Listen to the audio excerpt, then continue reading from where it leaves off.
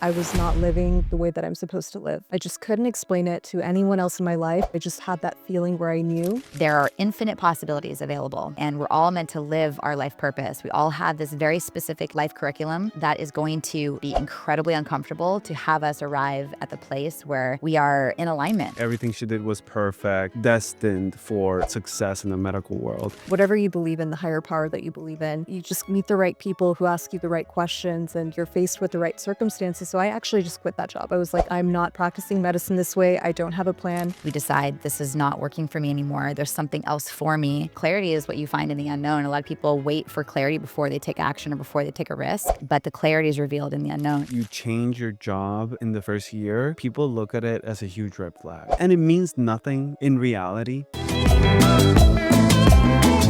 Two vascular surgeons walk into a bar and come out with a podcast. We are talking everything vascular and not. Welcome to the Life of Flow podcast. Hello, everyone. Today on Life of Flow, we sit down with Jenna Phillips Ballard. Jenna is a transformational coach and founder of Essential Leadership Academy. She helps high performers go to the next level through emotional intelligence training.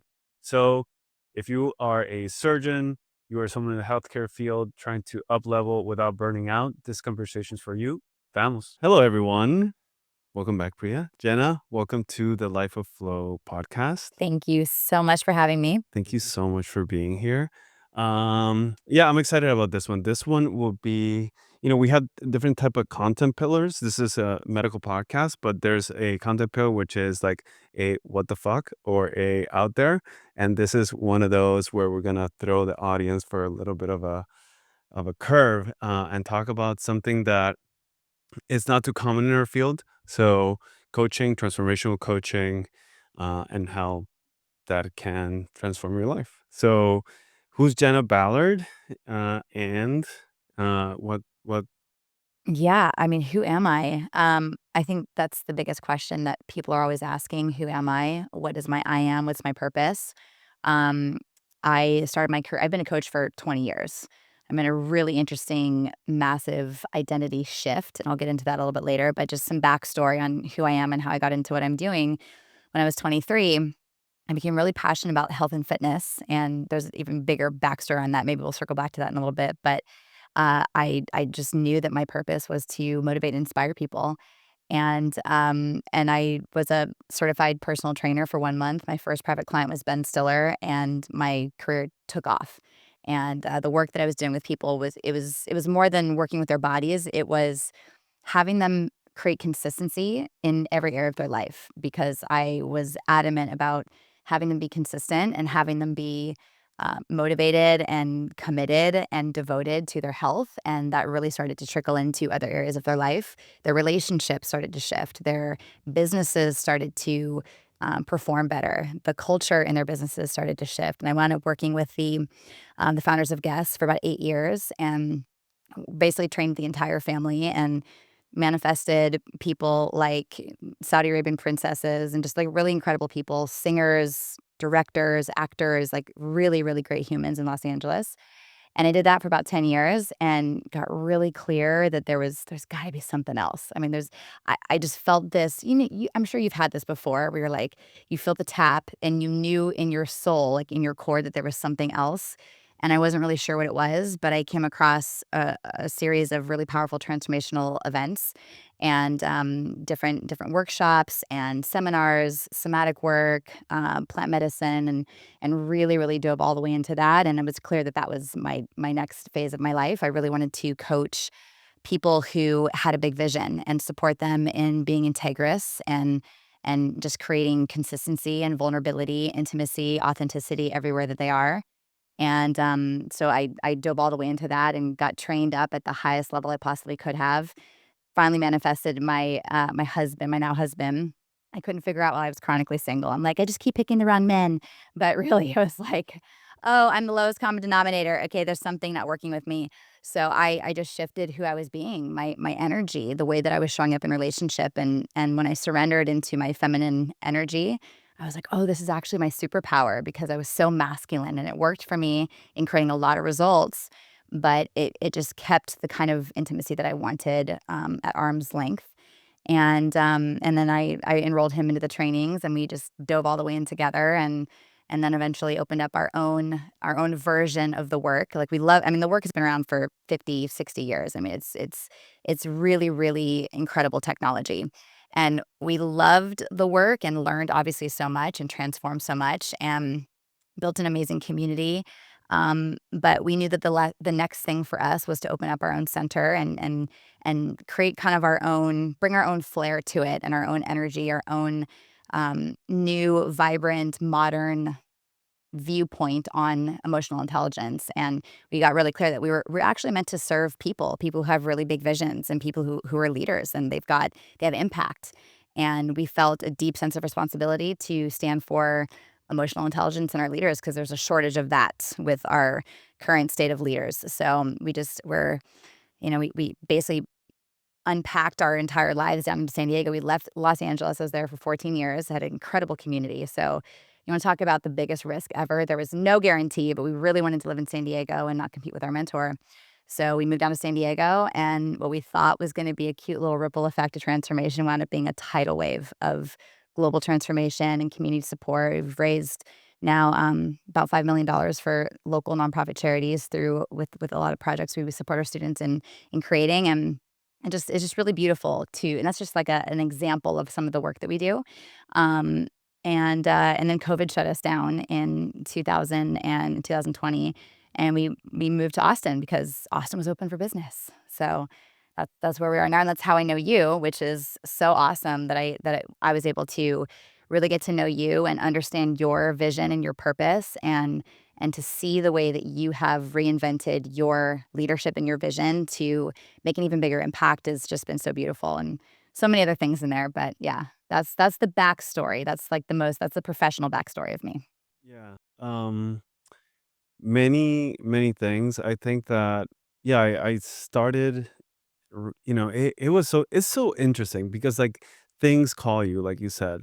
And I was looking for, something, some kind of knowledge to come my way, and always trying to learn and explore my mind, because I kind of figured at one point that there's so much to my mind and my subconscious that guides what I do that I don't understand. So it always interested me. And my dad always had these amazing, interesting books that I would read about, like, Tibetan monks and stuff like that. So anyways, I had this urge to find something, and then total it's just like when you want it, it comes. And then a friend of mine talked to me about it, and I was like, yes, that thing that you just did, I want to do it.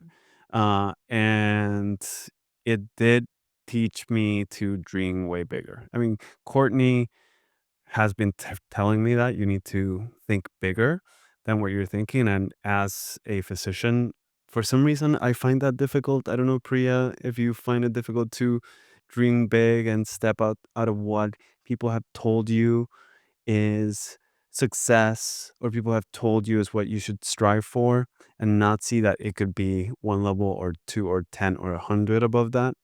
But yeah. Yeah, I love meeting you. Thank you, Lucas. And it's also so fun to see all the synchronicity just on this one couch right now.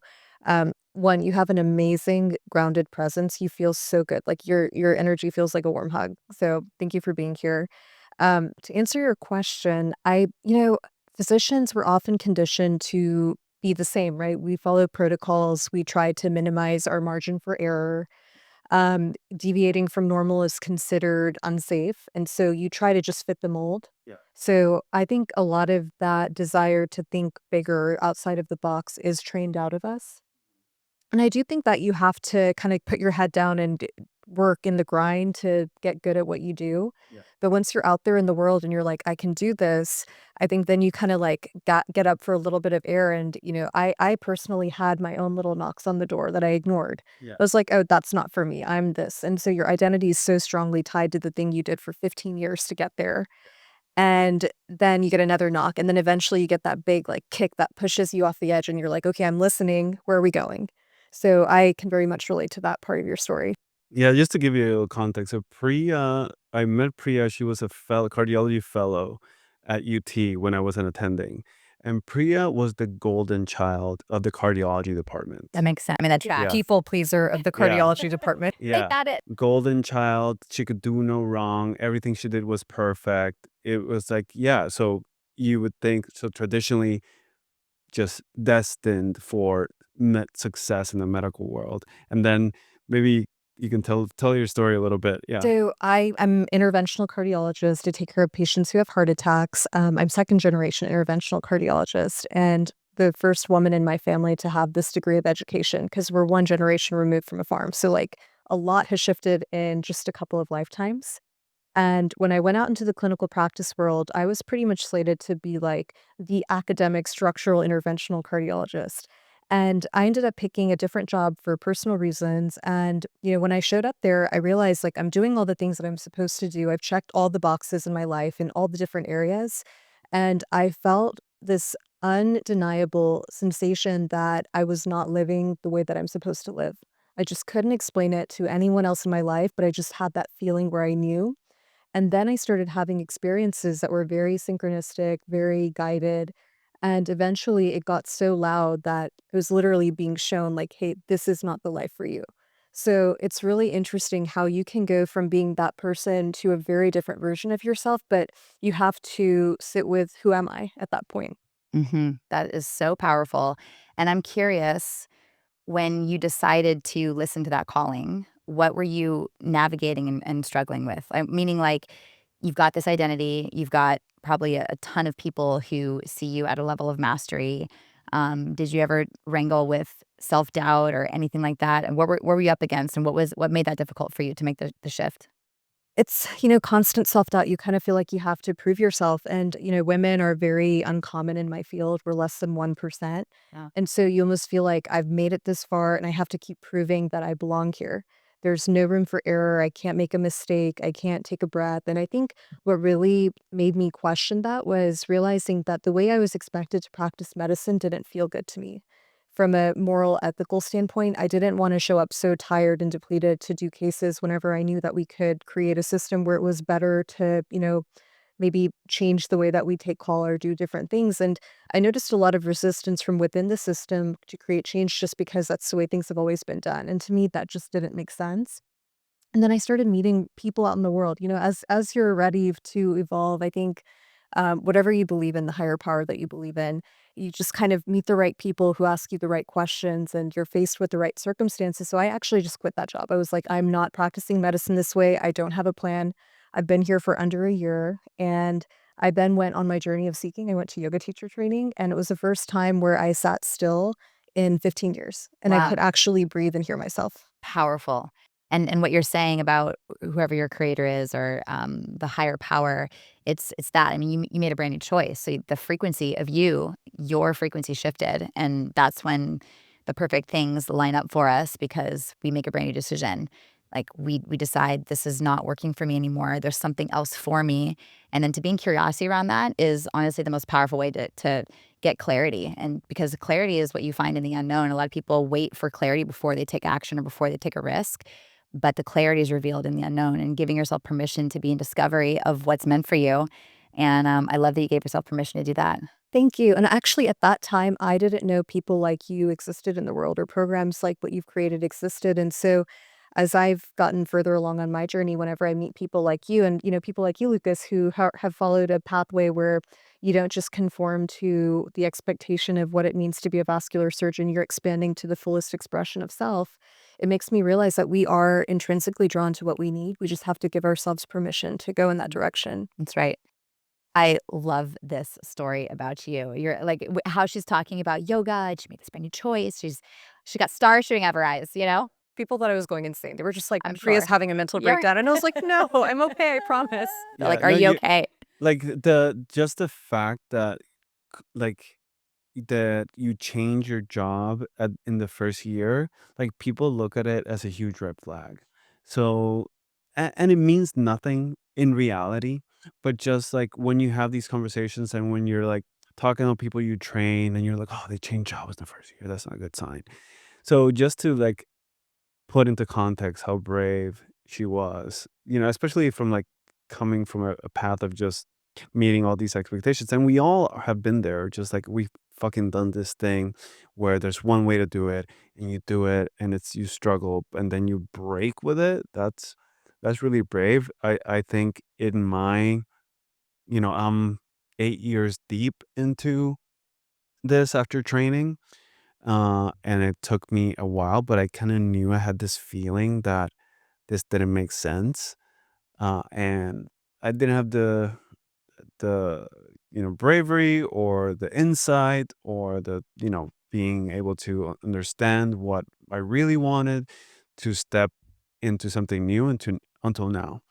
Um and it's crazy because like I quit my job in December, and I was supposed to go to Puerto Rico. Like I went through the training, and one of the most amazing exercises that we did, like there was this exercise to like have flush up what needs to flush up as far as like what you really want. And what came from me was to like, I want to go back to Puerto Rico. You would have asked me the day before, I would have said I'm never going back because I'd had a lot of experience trying to go back and it didn't work out. And I was heard about it.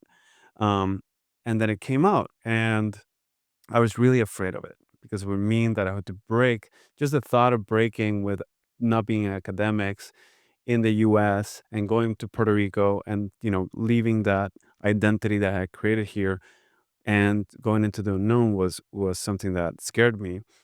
But I just decided to go with it. Everything fell in line. So I decided to quit my job. And then that fell apart. The Puerto Rico thing fell apart again. Uh, and then find myself in December without a job. But then things just start coming in. You make a new choice. Even if it doesn't work out, you find yourself in a moment. And the day I found myself kind of panicking, I was like, what the fuck am I going to do? Then I get this phone call about like, hey, there's this opportunity. Would you like to explore it? And I'm like, what the hell is going on? This life is so crazy. Isn't Like it? in my moment of most despair, when I fucking centered, I said, okay, I'm just going to figure this out. Little phone call. Hey, I heard this and this. What are you doing? And I'm like, this is insane. Because the choice that you made was to trust the process. You chose to have faith that your choice was going to guide you, that you could trust yourself, you could trust your creator, you could trust the timing of everything.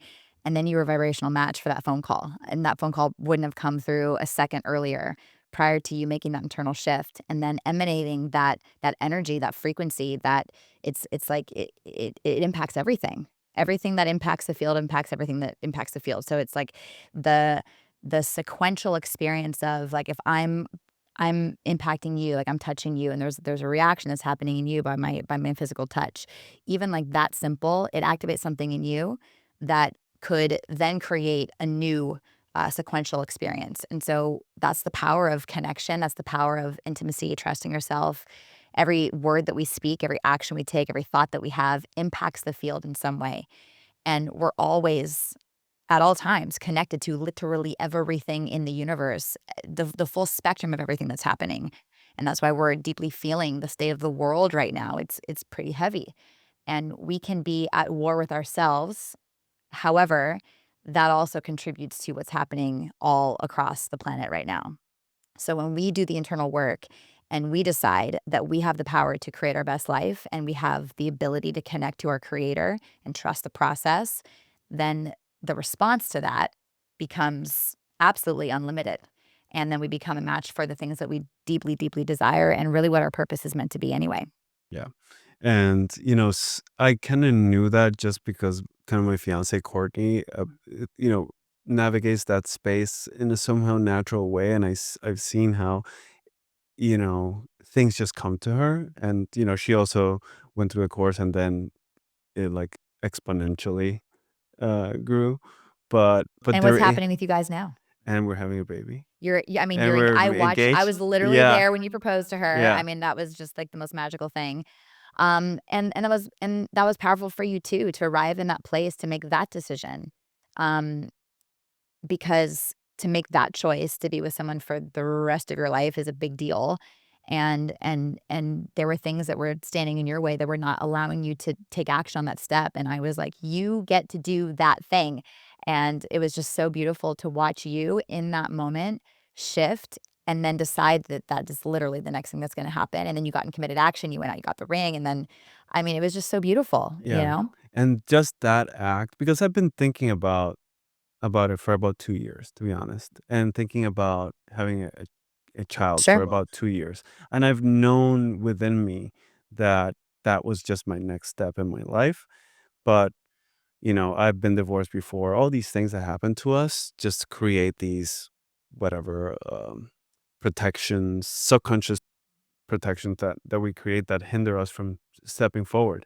But the moment you do, then it's just like, okay, unlock. All these other things come into your life. It's crazy. Well, it's that. I mean, our ego, the conversation that stops us from taking risk or being committed action or changing our entire identity, it's just really the conversation of the ego. That's the only thing that's ever going to stand in our way.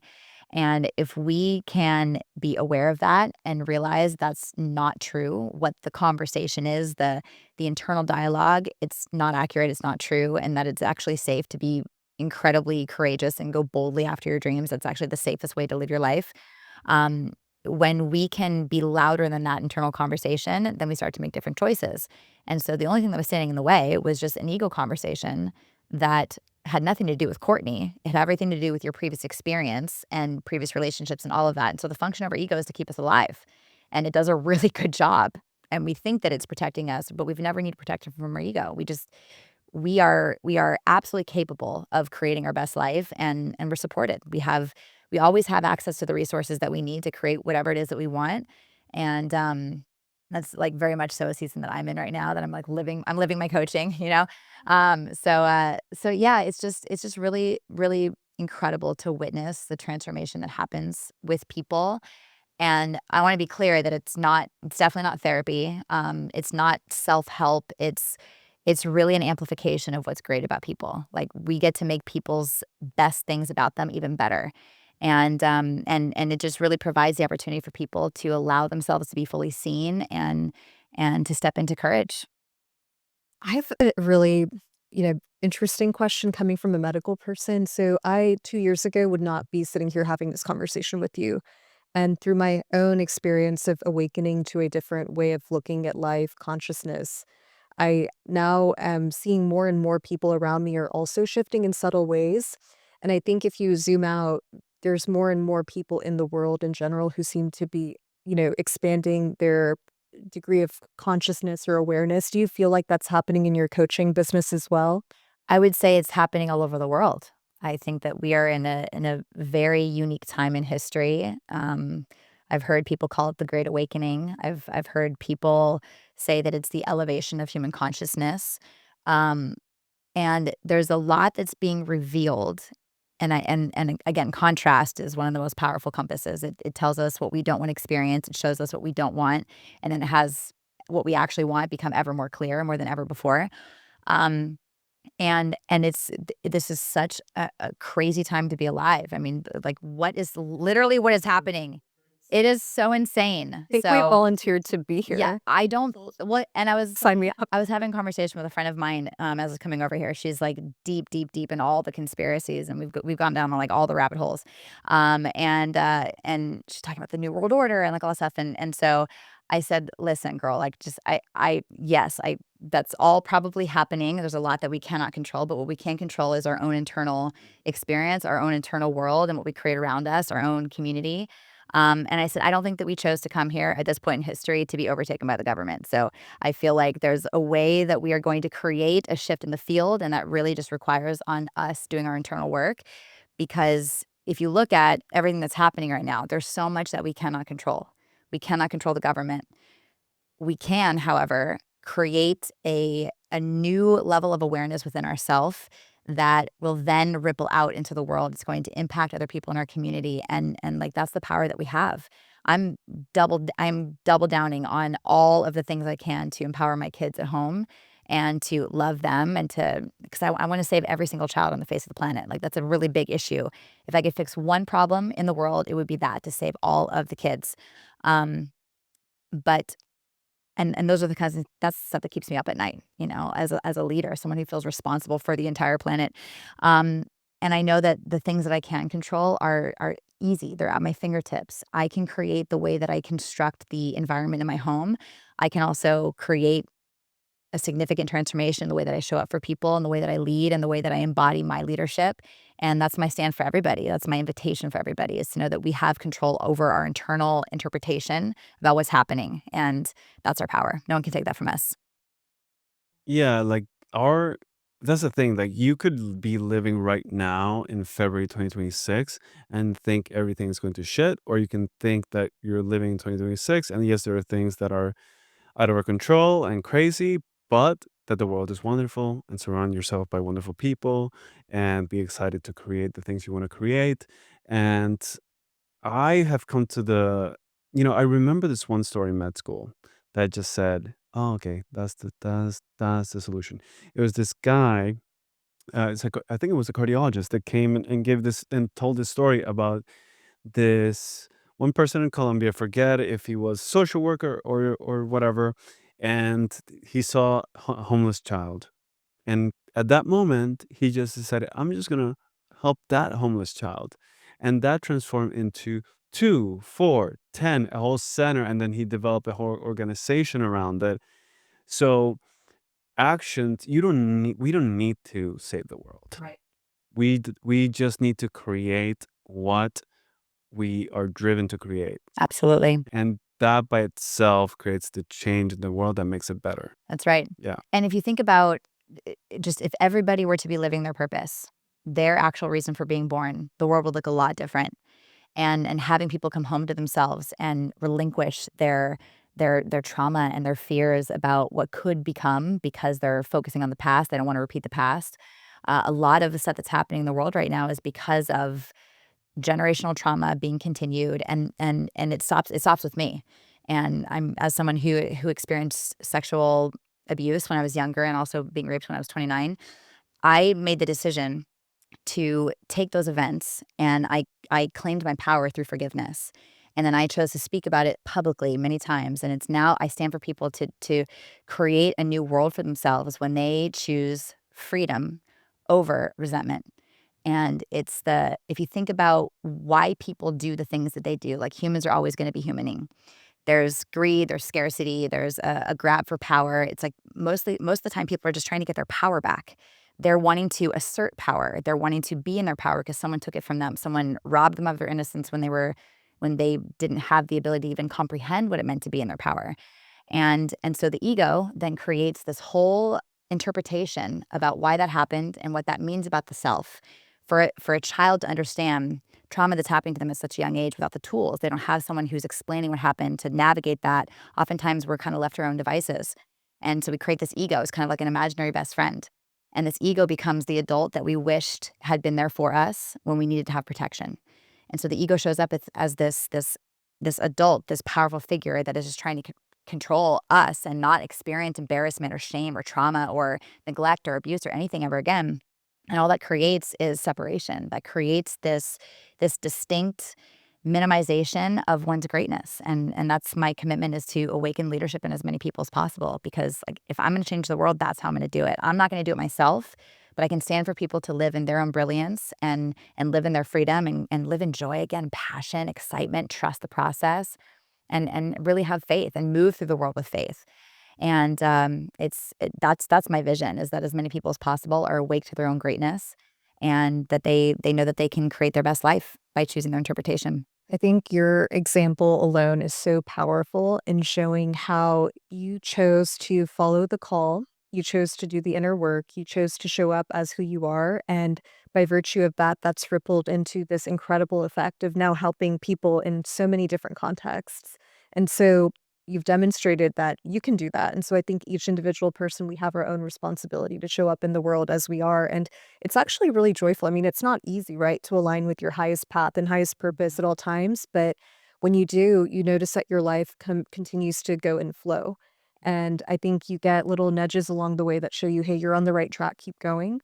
And nothing will replicate that joy that you experience whenever you know you're on your path and you get those little like winks. Mm-hmm. Absolutely. Yeah. And, to bring it back to like the people that are listening, I think that one of the things that I'm passionate about is like physician burnout, physician dissatisfaction, patients not being treated how they should be, a medical system that feels like it's just in one track and everyone knows there's a problem. And I think a lot of it comes from fear of following that inner intuition that a lot of us have, that okay, there's I want to do this another way. I'm unhappy the way I'm doing this, but I don't see a path forward, and thus I don't act, and thus I'll wait until my kids grow up in 10 years to choose something different, to do it in a different way, and at that point you won't do it either. So I guess all this to say that if you have a curiosity, if you have an inkling that this isn't the way you want to do things, that you could do it a different way, be curious, because things will come into your life that will give you an option, and then just follow it. Just do the smallest thing. Read the book, talk to the person, go do the meditation session, go like do the breathwork session, go into the coach, get a coach, something that allows you to just give that space. Just do a little bit. Just give it space in your life and see where it goes. And can we normalize like awakening to your life purpose in medicine? Like doctors are not immune from spiritual awakenings. Yeah. Yeah, I think that that's huge because I know that I would say arguably that every doctor who begins this journey wants to help people, like literally wants to help people. And then because of a system, because of red tape, because of you can't do things any other way except for the way that you were taught, there's a lot of fear that comes in with that because people's license get removed. There's a lot of things that come with that. It's confrontational. It's scary. There's no guarantee, but the truth is there are infinite possibilities available, and we're all meant to live our life purpose. We all have this very specific life curriculum that is going to at times be incredibly uncomfortable to have us arrive at the place where we are in alignment. But that's not like a destination because wherever we go, there we are. It's the choosing within ourselves to be in curiosity is the most powerful way to create space. Like what you were saying, like just get a coach and explore. It's really that exploration and creating that spaciousness for curiosity about what else is there for me, and trying on a new perspective and trying on another viewpoint, because then you open up so many doors. Yeah. Have you had a lot of physicians come through as clients? Yes, Yeah. that's and speaking of the beat, you know what that is. Yeah, And yeah, yeah, my pod is beeping at yeah. me. It's reminding my pod's gonna expire in a few hours.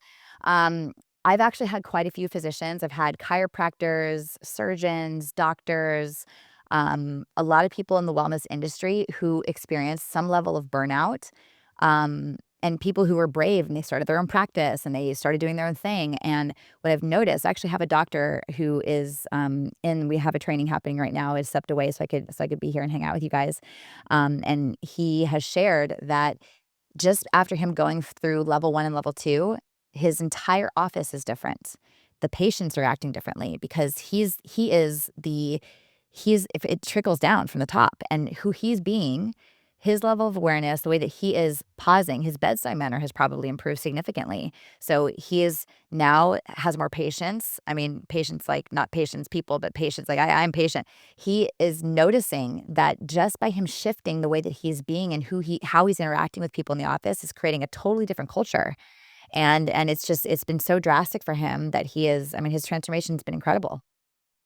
Yeah, I've definitely want that part, just connecting to other humans in a different way. Also, being aware, like we think we project ourselves in a way, in the world a certain way, but how people receive us can be completely different from what we think. Like I'm sure I've been a dick multiple No. times, and I I way was more afraid of before. him when I was a Yeah, fellow. she I said didn't that want she to be was his afraid of friend. me. I was like, why? It's so amazing. I love that. Yeah, but I never wanted to come up with that Of as course. that. That was never my intention. It was actually the opposite, and it made me think a lot. Okay, like what am I doing? Like what am I creating in the world, and how do I get to change that? Because I want to create something, and people that are aligned with what I want to create and want to co-create things together. I want to attract them to build things. So that has been super interesting to me, and then just the blind spots that we have as humans. Yeah. I think that there's something really powerful what you're speaking into, especially because you both are physicians. You call yourself a physician, right? You're both are physicians. You're in a field where there are not infinite possibilities. At least that's the way that you're taught. It's very one track. This is the way that it's done. It's never been done another way. Like this is literally all that there is. And so to be in this position and to be so heavily trained and developed in such a way, and then it can't not become a part of your identity. And then to realize there's something inside of you that says there's got to be something more, or this is not in alignment with my values anymore. There's got to be another way to do this, because I just mean knowing you for just literal minutes and me knowing you at the length of time that I've known you. I get that you both deeply care about people and you want what's best for them. And with all the red tape and all the parameters and all the things that you shouldn't do, ought to not do, it becomes very challenging to live your truth and also at the same time stay in that lane. So to make a choice to do something differently requires a lot of courage. And I just want to acknowledge both of you for being willing to do that, because there isn't a lot of that in the medical system, in the medical system I've experienced. I was diagnosed with diabetes when I was 17. And I remember when I was diagnosed. Oh, and I'll backtrack a little bit more. So I was in a head trauma accident when I was 17. Um, before I was diagnosed with type 1 diabetes. And for months prior to that, I had carried a story for a long time. But for months prior to this accident, I would lay in bed at night and wish that I could witness my own funeral, because the story I carried for a very long time is that I don't fit in, I don't matter, I'm not enough, people don't like me. And I really there were moments that were so difficult for me that I literally just wanted to die. Um, and I didn't know what that was going to look like or even really what that meant, but I was in this curiosity, like this fantasy of what would it look like for me to be able to see my funeral. And I wonder if anybody would even show up. That's the level of self-worth that I carried. It was very low. Um, and and so I just spent a lot of time on this, not knowing anything about the power of thoughts or law of manifestation or law of attraction. But I would really spend a lot of time having these thoughts, and it didn't feel good. Like, it didn't feel like an answer. So then I got in curiosity. I was like, what would it be like for me to be in some kind of an accident that would create some kind of a level of seriousness where I'd be in the ICU? And then I'd be able to see who would show up to my hospital room, because I don't really want to die, because then what am I going to do with that information? So I would obsess about this for months and months. And then I was just in curiosity. Again, the most powerful way to manifest literally anything. I moved into a house with my mom and my stepdad. My parents got divorced, which is a part of the depression that I was experiencing.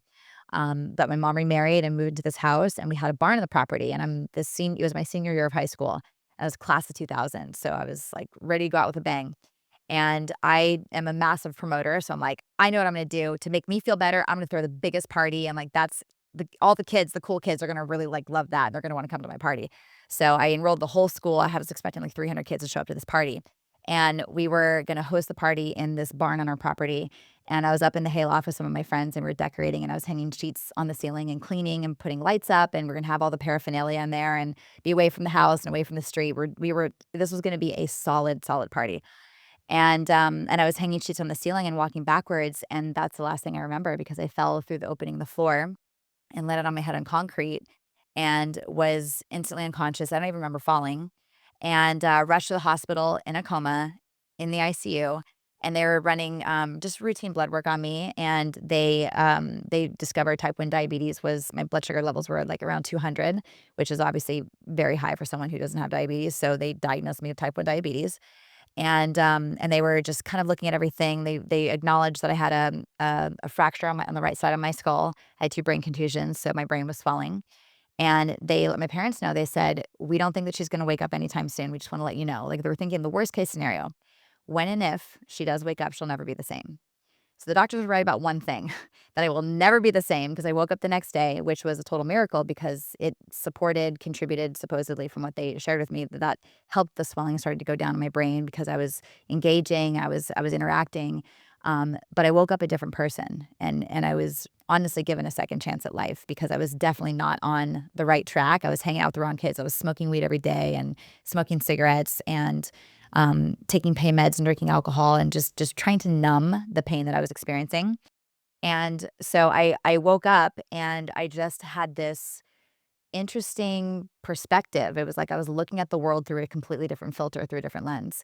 And I was grateful, and I was appreciative and not real, still really wasn't sure what happened and still trying to make sense of everything because I lost the majority of my vocabulary and also had short-term memory. So my cognitive function was severely impaired. Um, and I couldn't figure out why all these people were showing up to my hospital room. I'm like, what are you doing here? People were literally flying in from all over the country. The bullies had ditched school and they came to the hospital room and brought me flowers. Friends were stopping by. They literally had to send people away because so many people were showing up. And I was in the hospital for a week. And right before I went home, I remember having a conversation. My mom and the doctor were having a conversation right before we left. And they said, after just reviewing everything and just looking at her cognitive ability, we really think it's going to be very difficult for her to graduate from high school on time. So we just don't think she should even try. And in this moment, I couldn't quite put my thoughts into words yet. I couldn't really speak. I couldn't form. I had this weird kind of language of gibberish and wasn't really stringing things together. And um, however, I do very distinctly remember feeling this sensation in my body and thinking to myself, "You don't know me. Watch, I am going to graduate on time. Watch me do it." And that's where I learned the power of I am, like through this whole thing, because I made a powerful proclamation, like, "Watch me do it. I am going to do it." So I went home and my parents carried me in my room. And when I went into my room, my entire room was covered in banners. Like the whole school had signed it, hundreds of signatures. "Jenna, we miss you," notes, messages. And just I felt this overwhelming sense of acknowledgement. And it's my love language. I think my love language actually was developed from this whole experience. But just like absolute recognition of my greatness, and people loved me, and I had flowers and stuffed animals and all this stuff. And so I just really felt this, but it was interesting because I almost at that same time realized that that's not what I was actually looking for. What I was seeking was self-love and self-worth. And that's an internal job that is not dependent upon anything that's happening outside of me. It's not dependent upon my relationships, the way people see me, acknowledge me or not. It's dependent upon my own internal beliefs. And it was like I woke up with that from this coma, which is very interesting. And I had a different perspective on life, and was at home for a couple of weeks. So I missed 3 weeks of school and went back. And then when I went back to school, it said, "Welcome back, Jenna Phillips," on the marquee. So I felt this overwhelming sense of support and love. And I graduated from high school on time with the highest GPA I ever had because I finally applied myself, really. Because I'm super smart. So I like kind of did homework, but not really, and didn't really study and pulled all-nighters and last minute everything. But I'm like, I'm going to apply myself and be resilient through this. And so that's where I really developed that muscle and really learned how to be resilient through adversity. And so I was diagnosed with type 1 diabetes. And then I remember I had a follow-up meeting with a doctor, and he said he was doing all these tests and, checking all these things. He's like, "Yep, well, you have type 1 diabetes." And I knew nothing about it. So I innocently said, "Well, how do I get off the insulin shots?" And he laughed at me. He's like, "Ha ha, there's no cure for diabetes. You're gonna be on insulin for the rest of your life." I'm like, "Ugh, that's quite uninspiring." I'm like, "Watch me do it." So I've been on this mission to release it. So I know that there's going to be a way to heal that somehow, some way. And there's a lot of really great studies that are being developed in China and also just various parts of the world. So I've just been on this mission. I don't identify with diabetes. I've used it as a tool to remind me to be healthy, and that's what got me into fitness and really taking care of myself and studying and learning about nutrition and supplements and putting cinnamon in my food lowers my blood sugar, taking various things that my doctor never told me. So I really took it upon myself to be an advocate for me. And so because of the type 1 diagnosis, that's what had me become a personal trainer. And then because of the accident, ultimately, I could say, is because, and for that, Ben Stiller was my first private client, and I can just track all the things all the way back. Like if we Isn't can, that amazing yeah, how you look back and instead of saying, "I suffered as a victim of this," you say, "This happened for me and I can see how it created this next snowball into my life." And absolutely. I really believe that all the experiences that we have really are for us. It may not feel like it in the moment, but there's always something there for you. Always, Yeah, you just have always. to look at it that way and not be a victim to it. And when I see a patient that has had a major amputation or just a major operation and diabetes is like the main factor, I just I one of my goals in life is to figure out how to drive that message that you don't need to be a victim to diabetes, that you can be completely empowered to change your life, and this is just a moment in time where you get to make a different choice. um but it's interesting. It's interesting that the people that get it immediately and go from, a horrible metabolic state to completely change their lives, and all their labs come back better the next time. They're the minority, but I wonder, because I think all this is technology. I think it's all like technology that affects our brain in different ways. So like there has to be some kind of technology module, something where we can get to these humans that are suffering and just help them make a different choice. I don't know what that is, but I know somebody's going to figure this out and be able to just have an intervention, a way to connect, to just say, "Hey, listen, this is very, very simple. We just make a different choice today, and you immediately will get better." And I feel like that's, for me, in my own way, is that something that I've experienced is like, getting coaching has been able to unlock some patterns in me that were just not serving me, weren't serving, the things I wanted to do.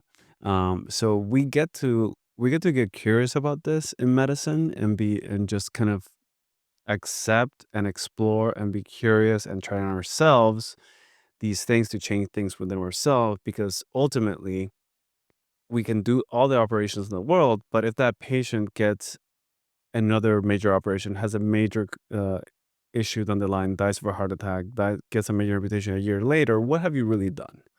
You can pat yourself on the back that you did this huge surgery, spent a bunch of hours operating, but if you didn't impact change, then what are we really doing? That's right. I would say a lot, and a lot of that is, um, and I'm so grateful for Western medicine. I'm grateful that I'm able to take insulin to support me in metabolizing my glucose levels and all of that. Like, absolutely, 100% grateful.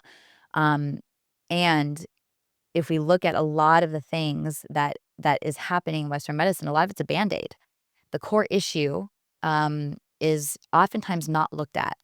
And I would say that, and whether I have diabetes or not, um, let's say I have that I experience diabetes. I feel weird saying I have it. Let's say that I experience the effects of type 1 diabetes. If I'm not addressing it, if I'm not taking care of myself, I'm not checking my blood sugar, and I'm on it. Like, it is down to a science. I know what my blood sugar is probably 90% of the time that I'm awake. And if I'm not addressing it, it's because I don't love myself enough to do it. And when I meet people, diabetics specifically, who have, nerve damage, or they're blind, or their kidneys are failing, or whatever it is, it breaks my heart, because I see that they don't love themselves enough to do the work. They don't love themselves enough to check their blood sugar. They don't love themselves enough to eat well. They don't love themselves enough to exercise. And I have such deep love for myself that I did not before, because I now remember like, when I do have high blood sugar every once in a while, and how I physically feel, and those, like, the symptoms of that. It feels like depression, but it's just elevated blood sugar levels. And feel very lethargic and tired, and that's how I felt for many, many, many, many, many months prior to my accident. And I just self-diagnosed myself as depressed. But really, I think a lot of it was because of my elevated blood sugar levels, me not having any idea. So I think that people, the way that we physically feel, we chalk it up to something that it may not be. And I think that's what's really important, is for people to get really curious around, why am I feeling like this?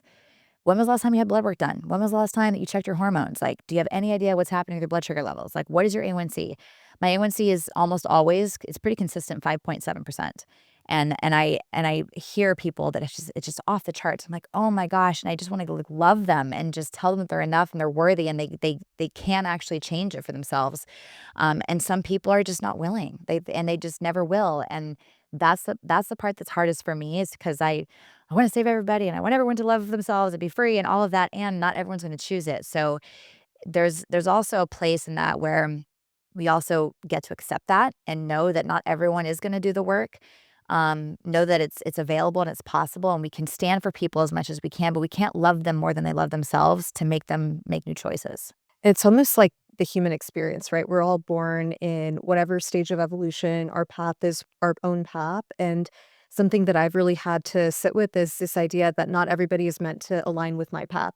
So I'm shifting at this rate in this direction. And the person next to me, who I've spent whatever, 8, 10 years with, doesn't necessarily move in that same direction. And, their life path or purpose may be completely different. And so I think what you said about contrast earlier is really valuable because you need the contrast to be able to see where you are as well. So I think it's really interesting how we are all meant to evolve at different rates, but self-love is central to all of it.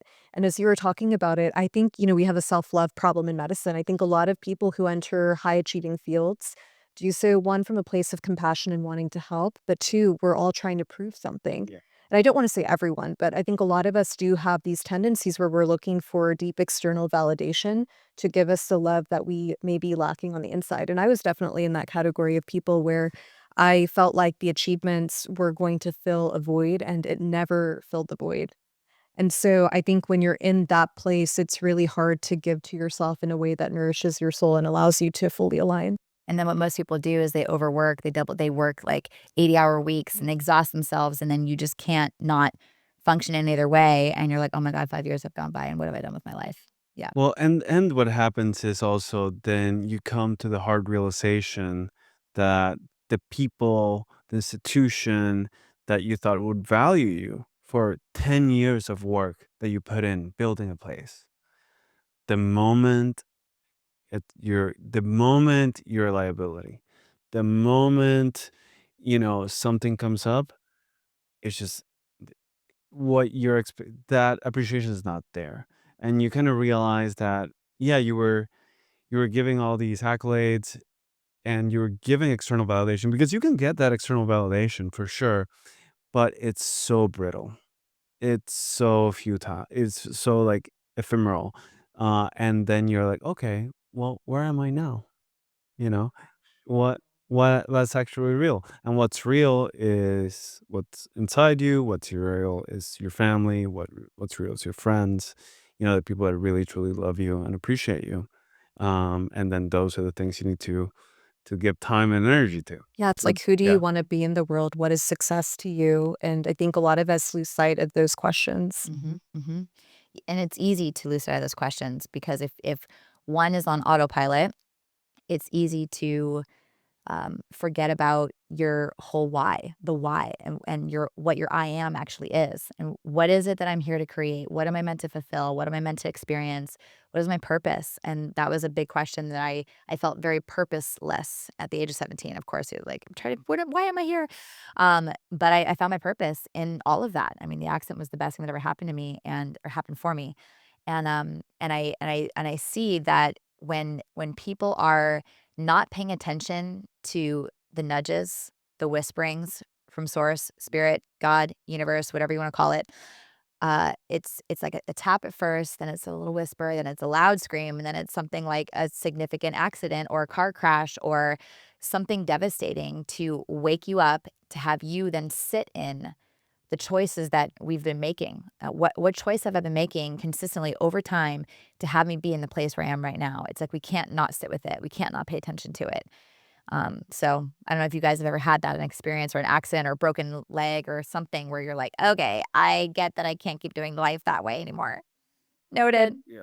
We were talking about the dark night of the soul yesterday, and it is very real. It's like you have to confront yourself with whatever experience life gives you to facilitate that. And a lot of great healers, and I put you in the healer category. I feel like a lot of healers have their own big healing journey. And in going through that, you become the person who can connect more deeply with yourself and with others. And so it's really amazing to hear your story. And I think in healthcare, it's going to be the same thing. A lot of us have our own personal backgrounds and we don't even know what that story is about each other because we don't share. And I think just by even having a little bit of that vulnerability, you normalize this very normal human experience. And it makes it a lot less scary whenever you're that person going through that experience. Yeah. And going back to the, life first whispers, then it kind of tells you loudly, then it shouts, then it pushes you, and then it punches you in the face. Like I've experienced that completely. And now I can catch it. Maybe I, sometimes catch it a little early. It's like, oh, this is not good.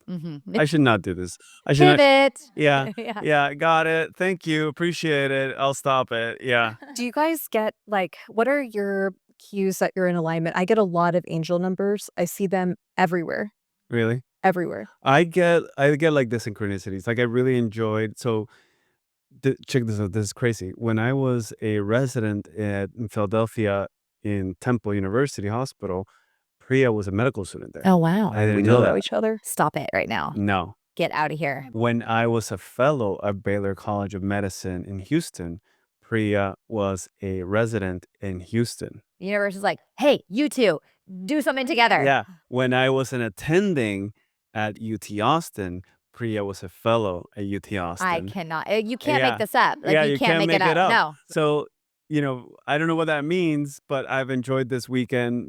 We've done a bunch of podcasts together. But It means that you're yeah. doing what you're meant to be doing. Like, you Exactly. found each other in Yeah. a roundabout kind of way. And we orbit, right? Like, Yeah. Yeah, That's it's awesome. crazy. I love That's that. too many. See, that's the thing. Boom. It's too many things. Yeah. That's not coincidence. No. 4 times, Yeah. 1 or 2, sure, whatever. 4, no. I am Yeah. obsessed with that so Yeah. much. Like, Yeah. there's a power dynamic duo thing that's happening here, and I'm so into it. And you said you see angel numbers, right? What With numbers do you see? numbers, I see a lot of them. 11, 11, 10, 10, 222, 4, 4. I mean, literally every time I pick up my phone, it's a repeating number. Yeah. And it's all of them. Yeah, that's awesome. What do you think that means?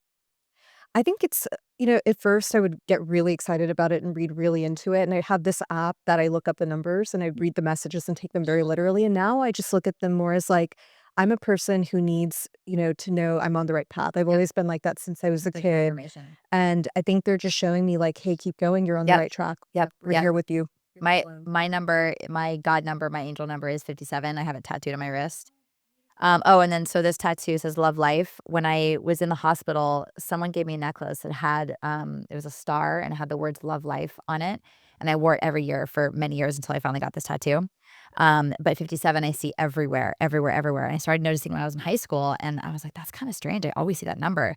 I guess it's my favorite number because it's no one else's favorite number. It's mine. And I just loved the way that it looked and sounded and all of it. And I just would see it all the time, like on receipts, table numbers, street signs, everywhere, just crazy places. And I just became obsessed with it. And I, as it kind of evolved, I kind of had this intuition that it was the way that the universe was telling me to trust my intuition, that I'm on the right track, that I'm surrounded by abundance, that change is happening, like keep going. There was a car in the parking lot when I pulled up. It was 57 on the license plate. I'm like, I'm supposed to be here, obviously. Thank you. But I see it in the craziest places. And there was this morning, Brad was watching, he was watching Manchester United. And so the clock was going, and I was thinking, because I'm in the process right now of I'm about to publish my book, and there's a really big event, like big name event that is like not working out, but like there's not confirmation, and I'm like, I wonder if it's not working out because my book isn't published yet, and I'm supposed to be on that stage when my book is published and available and ready. And I look up and see 57 on the time clock. I'm like, okay, thank you, God. So it's just things like that, It's like I always get these. I see it literally every single day 20 times, and it's insane. And now my kids love it. They're like, look, Mom, 57. So it's just a really cool, to me, it's a really, really powerful number. I've never seen it more in any other time in my life than living here in Austin. Like I see it everywhere, all the time. So it pops up. It's crazy. Austin's a magical place. It is. Austin's it really is. Interesting It's a place. vortex. It's a fucking vortex. Yeah, it is. Yeah. There's not a time in my life where more positive things have happened to me than here in Austin. Yep, that tracks. Yeah. Absolutely. And the community here, the people who are here. There's and what I love about the sense of community, it's not yes, it's the quality of people. Yes, it's the number of people, but it's the way that people commune. It's the like, oh, I got introduced to this guy, and like, oh, and you got to meet this one dude who's gonna, and it's just like that sense of contribution and collaboration, and like there's such a low level of competition. I mean, of course, competition exists everywhere, but it's so low on the radar compared to the massive, abundant overflow of team, tribe, community. We're in this together, and it's so awesome. Yeah.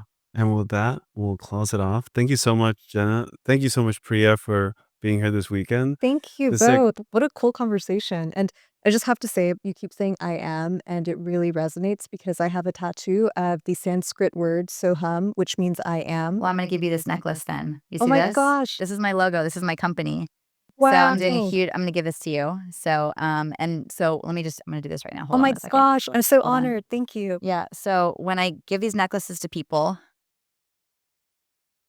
I'm gonna put this on you. Hold on, let me make sure it's facing the right way. Okay, so put it on.